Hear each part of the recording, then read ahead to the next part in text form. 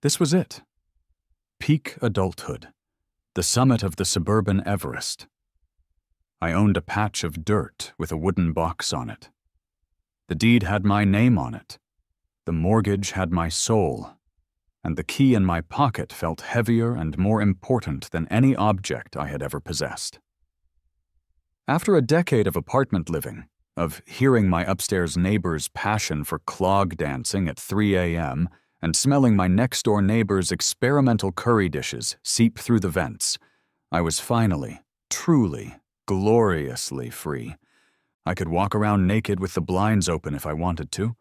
I probably wouldn't, for the sake of my new neighbor's property values and their morning appetites, but the option was there. And that, my friends, is freedom. My kingdom, Lancaster Lane, was a picture-perfect slice of Americana. The kind of place where the grass seemed to be a shade of green that only existed in fertilizer commercials. Every lawn was a putting green, every mailbox stood at attention in perfect uniformity, and the houses were painted in a daring spectrum of colors ranging from gentle fawn to accessible beige. It was oppressively peaceful. To celebrate my coronation as king of 124 Lancaster Lane, I had spent the entire sun-drenched Saturday morning on my most important home improvement project yet. Forget painting the guest room or fixing the leaky faucet. I had installed a brand new, gleaming white basketball backboard and a crisp orange rim over my two-car garage. I stood in the driveway, holding a basketball, just admiring my handiwork. The squeak of new sneakers on clean concrete, the satisfying thump-thump-thump of the dribble. I took a shot from just behind the imaginary free-throw line. It arched through the impossibly blue sky, a perfect, beautiful parabola of hope and homeownership. Swish. The sound echoed in the serene quiet of the afternoon. It was the single most satisfying sound I had ever heard, a sound that said, "I've made it." As the ball bounced softly back to me, I noticed a presence, a disturbance in the suburban force. Across the street, from behind a row of meticulously sculpted hedges that looked like giant green loaves of bread, a woman was peering at me. She was in her 50s, with a helmet of blonde hair that seemed impervious to wind, and she was not smiling. She watched me for a moment longer, her gaze tracking from the basketball in my hands to the hoop over my garage, and then, with the determined gait of a general surveying a battlefield, she began to march across the street.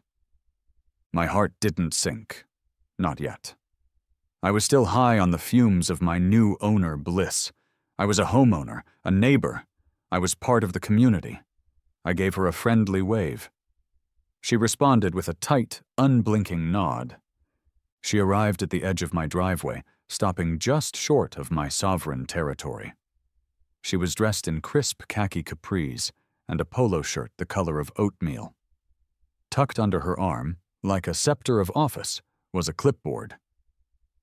"Good afternoon," she said. Her voice was syrupy sweet, but carried an undercurrent of steel, like a lollipop with a razor blade in it. "Hey there," I said, palming the basketball. "I'm Alex. I just moved in." "Brenda Miller," she announced, as if I should already know the name. "I live over there."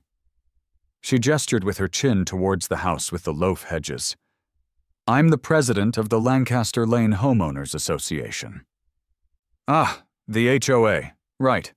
Pleasure to meet you," I said with a bit too much enthusiasm.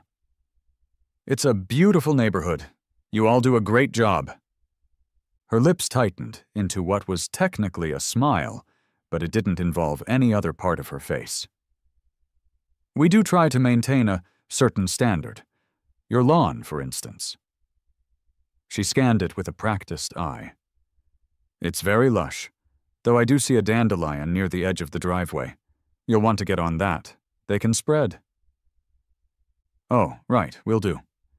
Her eyes then drifted upwards, slowly, deliberately, landing on the brand-new basketball hoop. The smile vanished completely. "Oh," she said, her voice dropping a few degrees. "That's new. It's very sporty." "Thanks. Just put it up this morning," I said, still oblivious. "Figured I'd get some exercise, combat the work-from-home physique." "I see," she purred, making a small, neat check mark on a paper on her clipboard. "It's just that recreational apparatuses must be pre-approved by the Architectural Review Committee. It's all in the bylaws, Section 8, Subsection C, Paragraph 4. I'm sure you just overlooked it in your excitement to get settled. We all do." She handed me a wicker welcome basket. It looked friendly enough, with a cellophane wrap and a big beige bow, but it felt more like a summons. Inside, nestled amongst some bland shortbread cookies, was a copy of the HOA bylaws, thick as a phone book, a paint swatch card titled Approved Community Color Harmonies, and a passive-aggressive pamphlet on the moral and aesthetic importance of proper lawn edging. "Welcome to the neighborhood, Alex," she said, that smile returning, colder than ever. She turned and marched back to her taupe-colored castle, leaving me standing in my driveway with a sinking feeling in my gut. My beautiful, satisfying swish suddenly felt like the crack of a starting pistol in a race I didn't know I was running. 3 days later, the other shoe dropped. It arrived in a crisp, business-sized envelope delivered by a mailman who averted his eyes as he handed it to me. It was a certified letter. I've never received a certified letter that contained good news. This was no exception. The letterhead read, in an elegant, soulless font, "Lancaster Lane Homeowners Association, preserving property values through community harmony." Below, in stark, bold letters, it declared itself a formal notice of violation. My crime? The basketball hoop. According to the Architectural Review Committee, which I was willing to bet was just Brenda and 2 of her wine night cronies, my backboard was an unapproved structural addition and, my personal favorite, a visual nuisance. I had 14 days to remove it. Failure to comply would result in a daily fine of $50. $50 a day. My initial amusement curdled into pure, unadulterated indignation. A visual nuisance? It was a basketball hoop, Brenda, not a flaming effigy of your prize-winning petunias. Though now that I was thinking about it, that was an idea for later. I stormed inside, the letter trembling in my hand, and immediately called the only person who would appreciate the profound depth of this injustice, my best friend Leo. "You're not going to believe this," I said, skipping the pleasantries. "Let me guess." Leo's voice came through the speaker, lazy and amused. "You tried to paint your front door a color other than beige, and the HOA SWAT team rappelled down from the roof." "Worse, much worse. They're fining me for a basketball hoop." There was a pause, followed by a wheezing laugh. "No way." "Yes, way, $50 a day. They called it a visual nuisance." "This is not the America I was promised, Leo. My pursuit of happiness is being actively thwarted by the beige dictatorship." "Dude, you bought a house in an HOA," he said, the laughter subsiding. "You willingly signed up for this. Did you even read the covenant documents they made you sign?" "I skimmed," I protested, pacing my living room. It was 300 pages of legalese about shrub height and mailbox uniformity. I thought it was just, suggestions. "Alex, in an HOA, suggestions are commandments handed down from on high, probably engraved on stone tablets. Seriously, man, just take it down. It's not worth the fight. These people have nothing better to do than measure their neighbor's grass with a ruler." I stopped pacing. I looked out the window at my beautiful, illegal, visually nuisant basketball hoop. Leo was right, of course. The smart thing to do, the easy thing, was to just take it down, to surrender, to let the forces of taupe and conformity win. But as I looked at that hoop, A symbol of my newfound freedom, a wave of defiance washed over me. This wasn't about a piece of plastic and a metal rim anymore. This was about the principle of the thing. This was about freedom. This was about the right to have a slightly less than perfectly manicured existence. "No," I said, my voice low. "I'm not taking it down." "Oh no," Leo groaned. "I know that tone. That's your I'm about to do something incredibly stupid, but I'm going to justify it as a moral crusade tone." "This is war, Leo," I said, grabbing the ridiculously thick binder of bylaws from the welcome basket. "A very, very quiet, passive-aggressive suburban war." That night, I didn't unpack boxes. I didn't hang pictures. I spread the HOA bylaws across my dining room table like a general planning an invasion. Fueled by spite and 3 cups of cheap coffee, I went to work, highlighter in hand. I was looking for a loophole, a weakness in their beige-colored armor, a crack in the foundation of their tyranny. The book was a masterpiece of oppressive suburban literature. Rules for everything from the acceptable sheen of exterior paint to the maximum allowable height of a garden gnome, 18 inches, in case you were wondering. And then, deep in the night, as the rest of Lancaster Lane slept soundly in their harmoniously colored homes, I found it. It was a sentence, buried in a section titled, "Permissible Wall-Mounted Structures and Attachments." A glorious, beautiful, ambiguous sentence.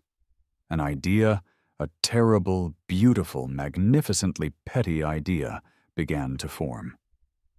And I started to smile. It was 3:14 a.m. The only light in the house came from the single bulb hanging over my dining room table, illuminating my battlefield. The table was littered with crumpled papers, an empty bag of potato chips, and 3 energy drink cans standing like spent artillery shells. My eyes were gritty. My brain felt like a sponge that had been wrung out one too many times. But my heart was pounding with the thrill of discovery. I was a scholar of spite, a historian of homeowner hypocrisy. I had found it, the magic words, the key that would unlock a whole new level of suburban warfare. It was a beautiful mess of conflicting regulations. Section 8, the one Brenda had quoted at me, was crystal clear on permanent recreational apparatuses. Basketball hoops, swing sets, even tetherball poles were forbidden without prior, written, probably blood-signed approval from the Architectural Review Committee. But then there was Section 12, subsection F, exterior and ancillary structures. This section was surprisingly vague, almost poetic, about vertical athletic training installations, noting only that they must not impede public throughways and must be professionally installed. It was a footnote, an afterthought, clearly written by someone who was thinking of a simple pull-up bar, not what I was thinking of. The real masterpiece, though, was in Section 9, exterior aesthetics. It explicitly allowed for artistic facade installations made of natural stone or composite material, provided, and this was the kicker, they didn't clash with the community's approved color palette. The very palette Brenda had so graciously provided me with. The palette of beiges, grays, and off-whites. The gears in my head, grinding with the rust of disuse and the friction of pure, unadulterated spite, suddenly clicked into place. A vertical athletic training installation that could also be classified as an artistic facade, made of natural-looking composite material in approved HOA colors. They didn't want a backboard? Fine. I was going to give them a masterpiece. My fingers trembled with adrenaline as I snatched up my phone and dialed Leo. He answered on the 4th ring, his voice a groggy, incoherent mumble. "What? Zit?" "Leo, I found it! The Rosetta Stone of petty revenge," I whisper-yelled, pacing around the table. "Alex, it's the middle of the night. Is the house on fire?" "Better. It's about to be metaphorically on fire. Listen to this. The bylaws forbid recreational apparatuses, right? but they are incredibly vague about vertical athletic training installations. And they specifically allow for artistic facade installations made of composite material. There was a long, tired sigh on the other end of the line. Alex, what are you talking about? I took a deep breath. I'm going to install a full-sized professional-grade rock-climbing wall on the side of my house. The silence that followed was profound. I could hear the faint hum of his air conditioner. Let me get this straight, he finally said, his voice now wide awake. You're going to build a fake mountain on the side of your house to get back at a middle-aged woman named Brenda over a basketball hoop? It's not a fake mountain, Leo. It's a vertical athletic training installation, I corrected him, reading directly from my notes. And it's also a contemporary art piece exploring the juxtaposition of man-made structure and natural ambition. I'm writing up an artist's statement and everything. I'll even give it a name. Ascension in Beige, maybe. You've completely lost your mind, he said, but I could hear a smile in his voice. This is going to cost a fortune. You just drained your savings buying the house. Freedom isn't free, Leo, I declared, and the look on her face will be a down payment on my eternal happiness. Another pause. Longer this time. I could almost hear him weighing his professional responsibility as a lawyer against his personal dedication to our friendship, which was built almost entirely on enabling each other's worst impulses. Okay, he finally sighed, a note of joyful resignation in his voice. I'm in. This is the stupidest, most brilliant thing you've ever come up with. But I'm billing you by the minute for the inevitable legal advice you're going to need. Deal, I said, grinning from ear to ear. Operation Petty Ascent is a go.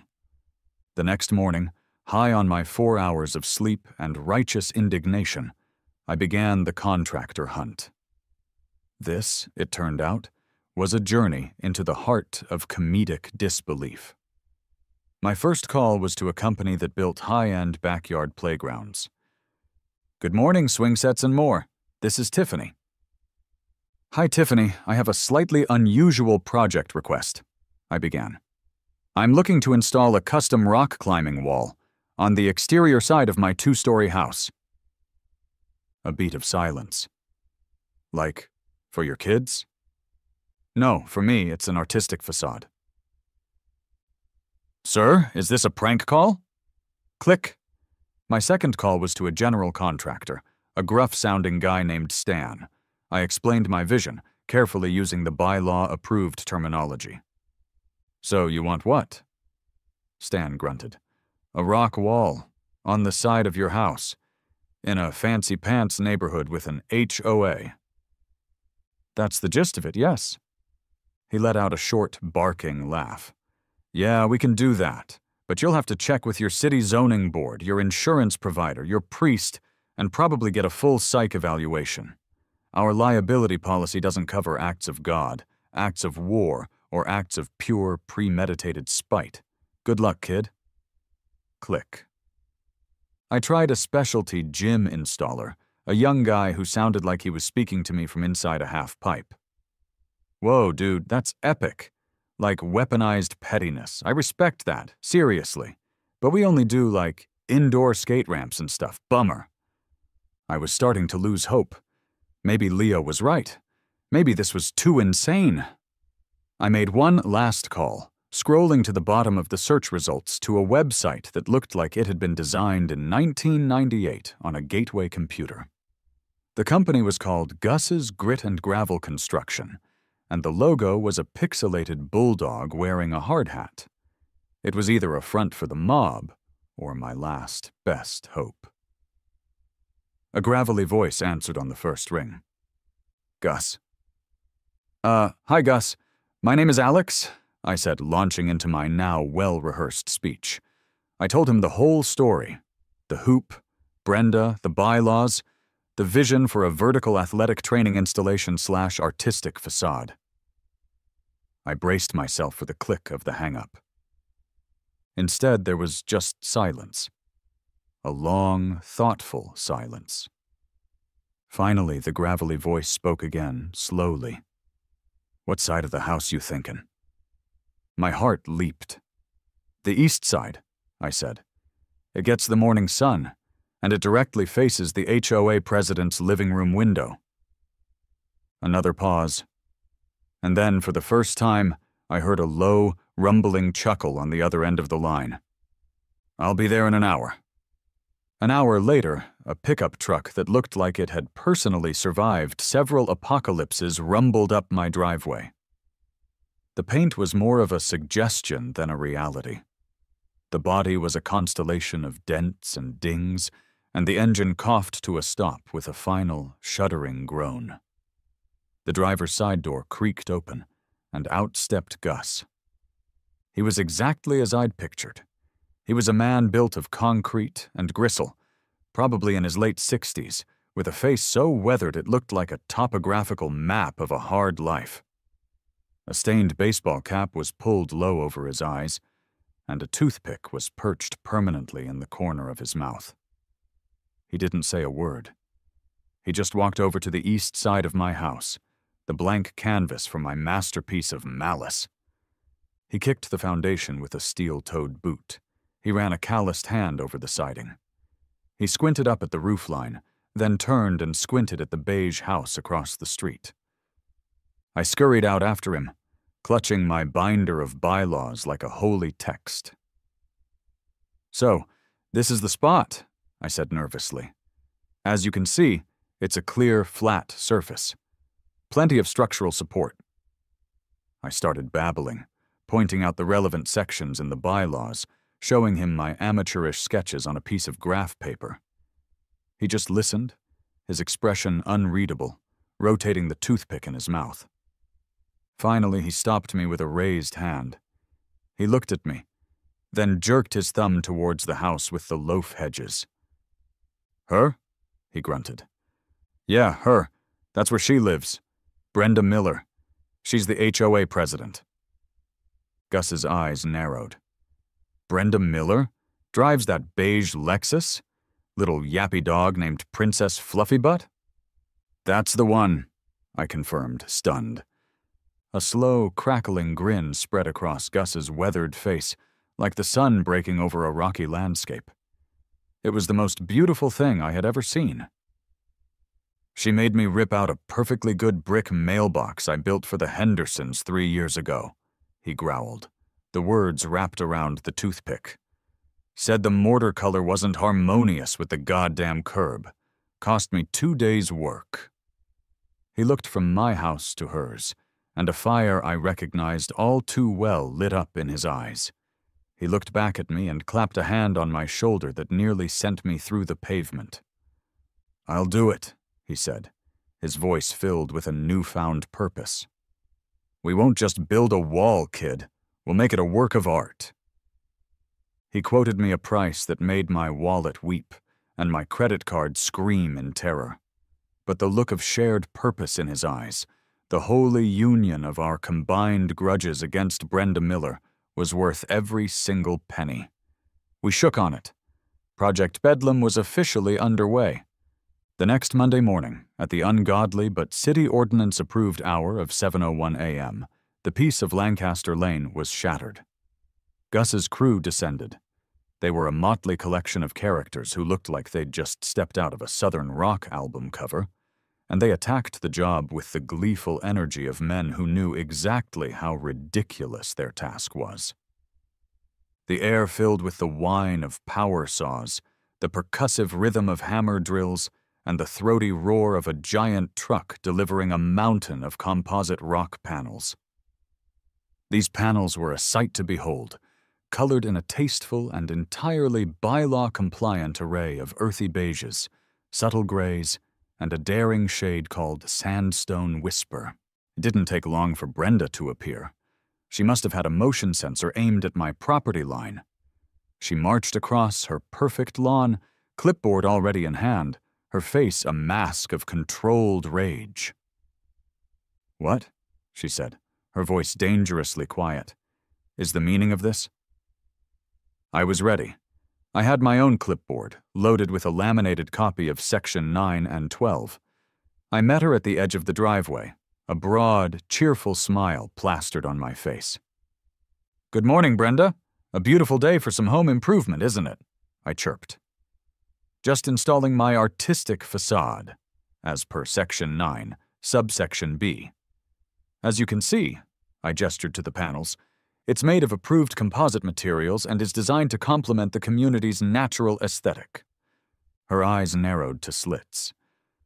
"That looks like a climbing wall." "It's an interactive sculpture," I countered smoothly. "It's very avant-garde. It represents the struggle of modern man against the monolithic structures of society. A vertical journey, if you will."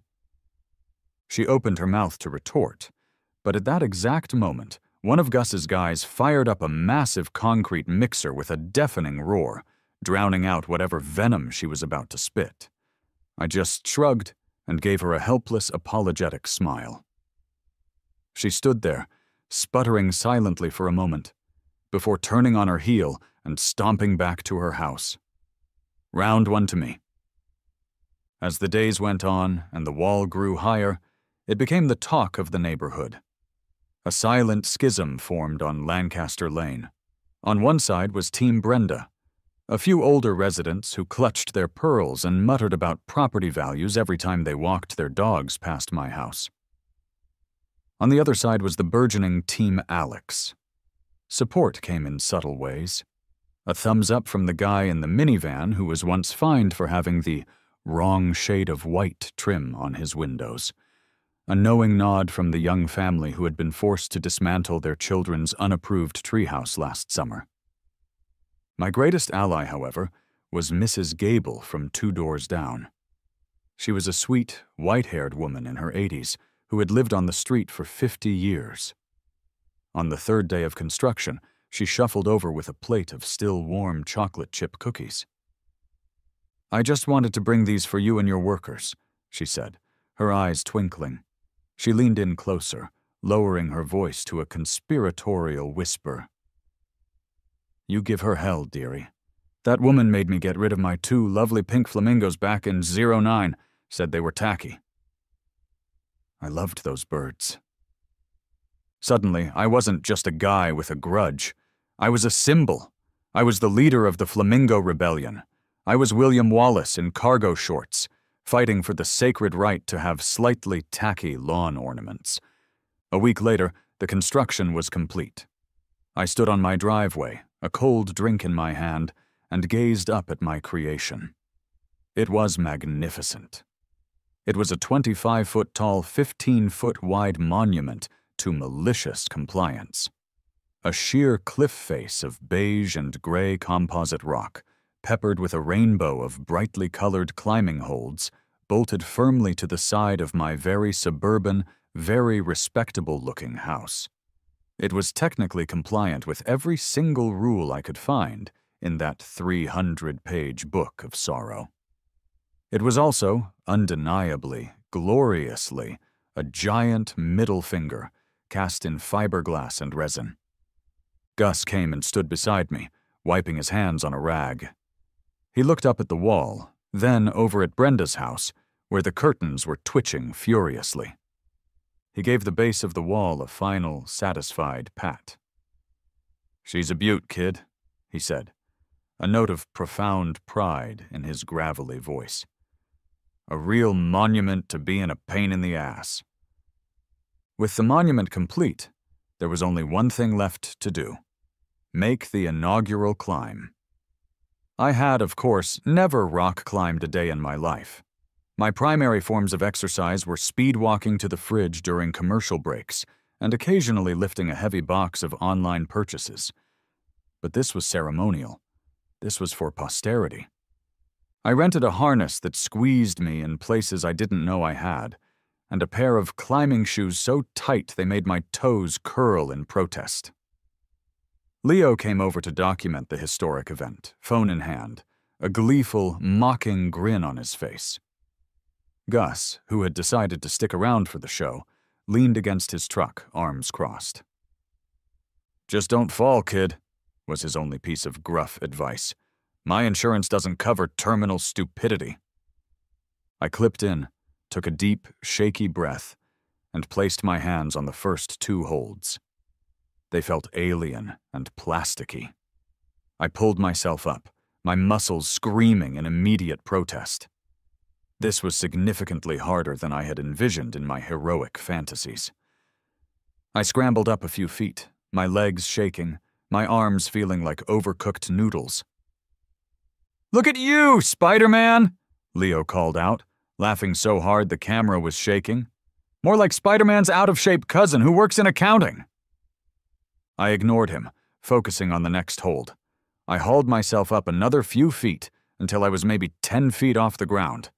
It felt like I was on top of Mount Everest. I was panting, sweating, and every muscle fiber was begging for mercy. But then I made the mistake of looking to my right. From my new elevated vantage point, I had a perfect, unobstructed view through the large bay window of Brenda Miller's living room. And there she was. She was standing by the window, phone pressed to her ear, her face a perfect thundercloud of fury. Our eyes met for a split second. I saw her mouth form a furious, silent word. I gave her a weak, shaky wave. She slammed her curtains shut. It was majestic. I felt like a king. A very sore, very out-of-shape king clinging precariously to a plastic rock, but a king nonetheless. My castle wall was complete, and the dragon had seen it. It took less than 15 minutes for the cavalry to arrive. A sleek black and white police cruiser pulled up silently to the curb. Out stepped 2 officers. One was young, with a fresh-out-of-the-academy eagerness. The other was older, with a mustache that had seen things and a deep, profound air of someone who was 2 years from retirement and had 0 patience for any of it. Brenda was already on her porch, pointing a trembling, accusatory finger at my house, as if I had just unveiled a trebuchet aimed at her prize-winning petunias. The older officer, whose name tag read Miller, sighed the sigh of a man who has seen the absolute pinnacle of human pettiness and was no longer surprised by anything. He ambled up my driveway. "Afternoon, sir," he said, his voice flat and tired. He glanced from me, still dangling pathetically in my harness, up to the wall. "We got a call about well, I'm not entirely sure what the call was about, to be honest. A disturbance? A public eyesore? The report was a little frantic." "Good afternoon, officer," I said, trying to sound casual as I lowered myself the last few feet and unclipped. "Is there a problem? I was just enjoying the amenities of my home." "He's built a cliff!" Brenda shrieked from across the lawn, her voice cracking with indignation. "It's a public nuisance, an attractive nuisance. Children could be drawn to it. They could fall." The younger officer, Davis, leaned towards Miller and whispered, just loud enough for me to hear, Is that a rock-climbing wall?" Miller just nodded slowly, his face a mask of weary resignation. "It's a private, vertical athletic training installation, officers," I said calmly, pulling out my secret weapon, the binder. "It's fully compliant with all local building codes. I have the signed-off permits right here, and more importantly, all relevant homeowners association bylaws." I handed the binder to Officer Miller. He took it, his eyebrows raising slightly. He flipped through the pages, the highlighted sections of the bylaws, the signed contract from Gus, the city permits, even my ridiculous artist statement. He looked at the wall. He looked at the paperwork. He looked at Brenda, who was now practically vibrating with rage. Then he looked back at the wall, and I saw the corner of his mustache twitch. He was fighting a smile. He handed the binder back to me. "Well, ma'am," he called over to Brenda, his voice carrying a note of finality. "It appears to be a civil matter. It's on his property, and the paperwork seems to be completely in order. I can't see any laws being broken here. There's nothing we can do." He tipped his cap to me. "Have a nice day, sir. Try not to fall." As they got back in their cruiser, Officer Davis, who was in the passenger seat, caught my eye and gave me a subtle, almost imperceptible thumbs up before they drove away. Brenda stood on her porch, utterly defeated, steam practically coming out of her ears. Victory was sweet, and, as it turned out, short-lived. The next day, another letter arrived. This one wasn't from the HOA. It was from Dewey, Cheatham and Howe, or some other law firm with an equally predatory name. The paper was thick and creamy, the kind of expensive stationery that costs more than my electric bill. This wasn't a friendly notice. This was a cease and desist. The letter was 5 pages of pure legal intimidation. It claimed the wall created an unacceptable insurance liability for the entire community. It argued that it was not in harmonious architectural alignment with the neighborhood's character. My favorite part was the accusation that I had acted in bad faith, deliberately misinterpreting the bylaws for malicious purposes. It concluded by threatening a lawsuit, a court-ordered injunction to have the wall forcibly removed at my expense, and a lien on my house to cover all legal fees. My blood ran cold. This had moved beyond a war of letters and clipboards. They were going to try to take my house. All my bravado, all my confidence, evaporated in an instant. I grabbed my phone and called Leo, my voice trembling slightly. "They're going to sue me, Leo. They're going to take my house, all because of this stupid, beautiful, glorious wall." Whoa, deep breaths, man." Leo's voice was calm and steady, a welcome anchor in my sea of panic. "Okay, read me the letter. Exactly what does it say?" I read it to him, my voice cracking on the part about the lien. "Okay," he said after a moment. "It's a scare tactic. A big, expensive one, but a scare tactic nonetheless. Bad faith is incredibly hard to prove in court, especially when you followed the written rules. Did you document everything?" "I have a 3-inch binder, Leo!" I yelled, gesturing wildly at the Bible of my struggle. "It's color-coded." "Good, that's very, very good," he said. "This is what we do. We don't panic, we fight back. They want a war of paperwork? We'll drown them in it. Look at the bottom of the letter. They've called an emergency HOA meeting for next Wednesday to vote on taking legal action. That's our battlefield. You need to be ready." The panic began to subside, replaced by a cold, hard resolve. He was right. This wasn't over. The news of the emergency meeting spread through the neighborhood like wildfire. It was all or nothing now. That weekend, I transformed from a solo rebel into a reluctant community organizer. I walked the street, knocking on doors, my binder in hand. I talked to the guy with the non-compliant trim. I talked to the family who lost their treehouse. I talked to a dozen other people who had their own stories of being on the receiving end of Brenda's beige tyranny. I found more allies than I ever expected. They were quiet, they had been beaten down, but the sight of my ridiculous wall had sparked something in them. A tiny flame of rebellion. They all agreed to come to the meeting, to stand with me. It wasn't just my wall on the line anymore. It was about the flamingos. It was about the tree houses. It was about the very soul of Lancaster Lane. The night before the meeting was a flurry of nervous energy. My living room had been converted into a war room. Leo was there, playing the part of a grizzled political strategist, while I was the nervous candidate on the eve of the big debate. My weapon of choice wasn't a sword, but a meticulously prepared PowerPoint presentation. "Okay, run it by me again," Leo said, kicking his feet up on my coffee table. But this time with more righteous indignation and less panicked rambling. I took a deep breath and clicked to the first slide. The title, in a bold, authoritative font, read, "Project Lancaster Freedom, an exploration in architectural compliance and community spirit." "Too much?" I asked. "No, it's perfect," Leo grinned. It's so ridiculously over the top, they won't know what hit them. Remember, you're not an angry guy with a grudge. You're a concerned homeowner, passionate about the bylaws, and an artiste defending his work. Stay calm, be logical, and for God's sake, be funny. These people are bored.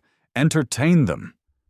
I nodded, my heart thumping a nervous rhythm against my ribs. I was about to go into a community center multipurpose room to argue with a bunch of retirees about a fake wall on my house. This was my personal Super Bowl, my Normandy, my last stand at the Alamo, and I wasn't going to lose. The Lancaster Lane Community Center multipurpose room smelled faintly of stale coffee and quiet desperation. The lighting was a flickering, fluorescent glare that made everyone look vaguely ill. About 30 homeowners were scattered amongst the folding chairs, their faces tense. At the front of the room, behind a long folding table draped with a beige tablecloth, sat Brenda and the 4 other members of the HOA board. They looked like a panel of judges at a tribunal, solemn and severe. Beside them sat a man in a crisp suit and wire-rimmed glasses, the HOA's lawyer, Mr. Strickland. He had a face that looked like he billed by the syllable. Brenda banged a small gavel, the sound unnaturally loud in the tense silence.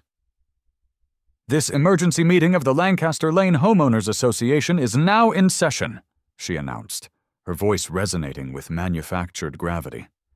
She launched into a dramatic, impassioned speech. She spoke of the sanctity of their community, of the delicate harmony they had all worked so hard to build. She talked about protecting property values and upholding standards.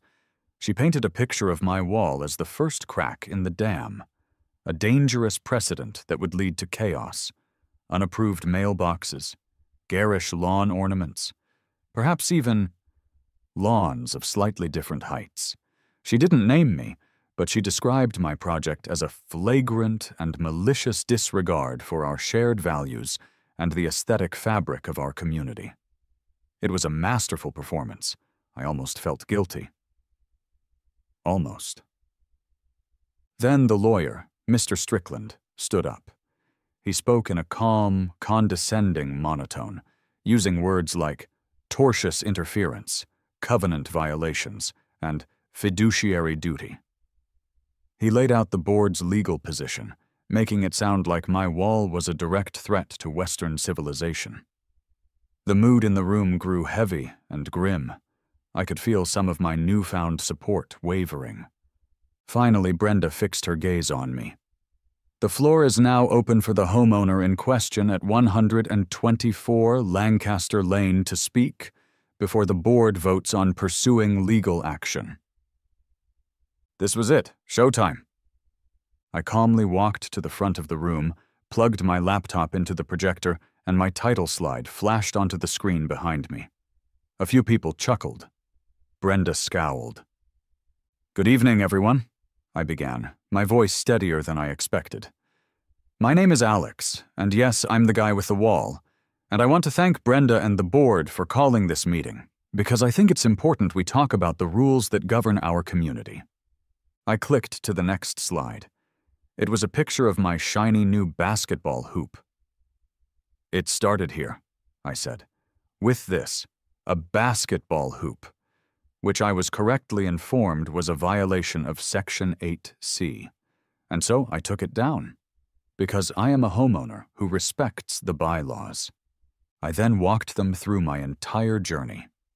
I showed them the exact text from the bylaws, highlighted on the screen for all to see.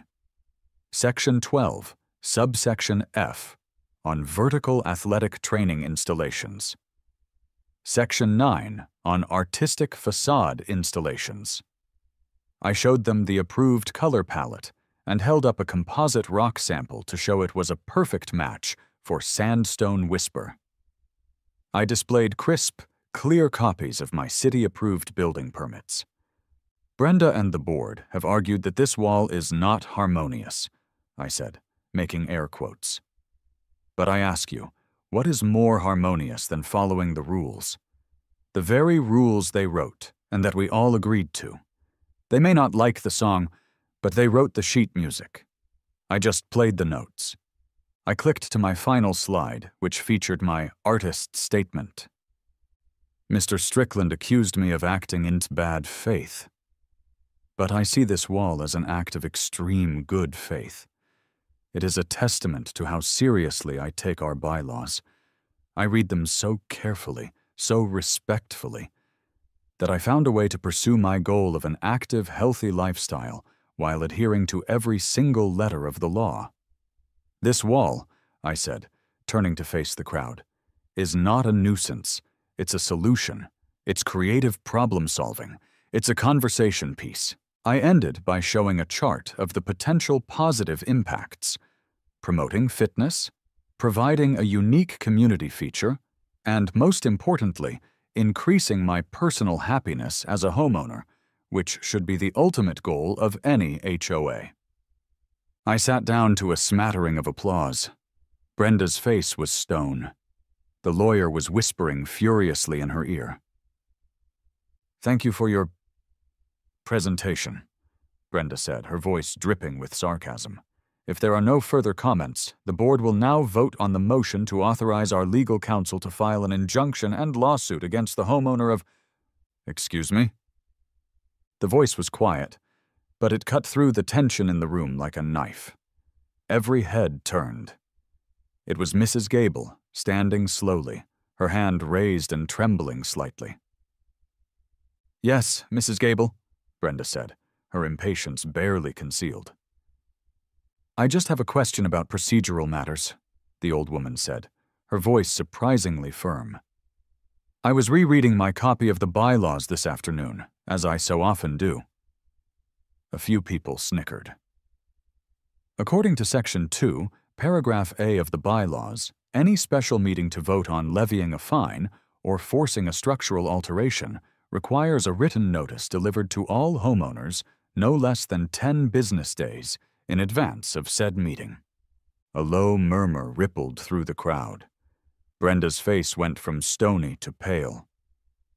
Mr. Strickland stopped whispering and started shuffling frantically through his own papers. Mrs. Gable delivered the final blow. "I'm a bit old-fashioned, I know. I still mark my calendar. I received my notice in the mail 7 days ago, last Thursday to be precise." The murmur grew into a wave of chatter. Other people started nodding, checking their phones. 7 days. Not 10. In their haste to shut me down, in their absolute certainty that they held all the power, they had made a mistake. A simple, stupid, procedural error. Mr. Strickland stood up, cleared his throat, and looked at Brenda with an expression of pure agony.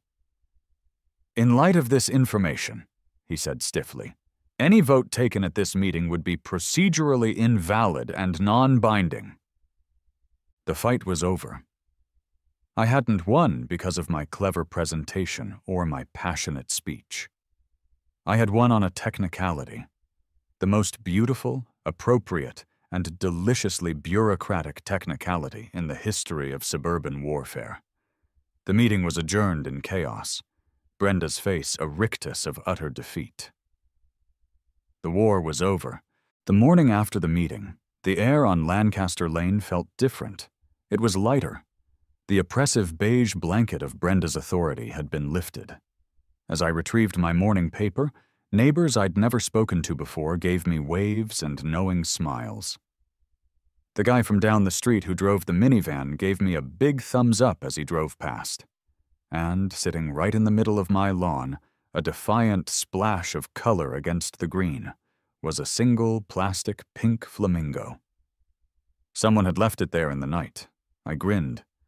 Mrs. Gable's fallen soldier had been avenged. Brenda's reign of terror wasn't officially over. She was still the president. But her power was broken. Her authority, built on the meticulous enforcement of rules, had been shattered by her own failure to follow them. I saw her later that day, loading bags of mulch into her beige Lexus, her movements stiff and angry. She saw me watching from my window and quickly looked away, a queen in exile in her own kingdom. The victory felt good, but it also felt quiet. There was no grand celebration, just a subtle shift in the neighborhood's tectonic plates. The fear was gone, replaced by a sense of shared, mischievous triumph. A few days later, Gus's beat-up truck rumbled into my driveway. He got out, holding a six-pack of cheap beer, and walked over to where I was admiring the wall. "Heard you won," he grunted, handing me a cold bottle. "News travels fast," I laughed, twisting the cap off. "Nah, Mrs. Gable called my wife. They're in the same bridge club," he said, taking a long pull from his own beer. He gestured to the wall with the bottle. "Never thought it'd still be standing." "Couldn't have done it without you, Gus," I said honestly. "You built a masterpiece." He shook his head. "Nah, kid, I just build things. You're the one who weaponized the paperwork. That's a special kind of talent." We stood there for a while, two unlikely allies, a young graphic designer and a grizzled old contractor, drinking beer in the afternoon sun and admiring our shared monument. It wasn't just a climbing wall anymore. It was a story. It was a landmark. It was the legend of Lancaster Lane. A few weeks later, life had settled into a new, better normal. I was slowly getting better at climbing, able to make it about 15 feet up before my arms gave out. Leo would come over and act as my belayer, mostly so he could mock my technique and drink my beer. The neighborhood kids, seeing me on the wall, had started shyly asking if they could try it. I was planning a community barbecue for the next weekend, a meet-the-wall party of sorts. One afternoon, I went to the mailbox. Tucked between a credit card offer and a pizza flyer was another official-looking envelope from the Lancaster Lane HOA. My heart did a familiar little pitter-patter of anxiety, a conditioned response from my battle with Brenda. For a second, I thought, here we go again. I tore it open, bracing for another violation notice. Maybe my grass was a quarter-inch too high. Maybe my recycling bin was visible from the street for 3 minutes too long. But it wasn't a violation. It was a notice announcing a special election for 3 open board member positions. A few of Brenda's allies had mysteriously resigned. Stapled to it was a survey, asking for resident input. "The HOA board is seeking community feedback," it read, "to help us simplify our bylaws and identify new community features and amenities that would benefit all homeowners." I leaned against my mailbox, reading the survey, a slow grin spreading across my face. They wanted suggestions. After everything, they were finally asking the people what they wanted. I went inside, found a pen, and smoothed the survey out on my kitchen counter. At the very top, in the space for new ideas, I wrote my first suggestion in big, clear block letters. Annual Neighborhood Rock Climbing Competition. It was a long shot. It was ridiculous. It was petty. But in my neighborhood, I'd learned, you never, ever know. And I had a feeling that this time, they'd have to at least consider it.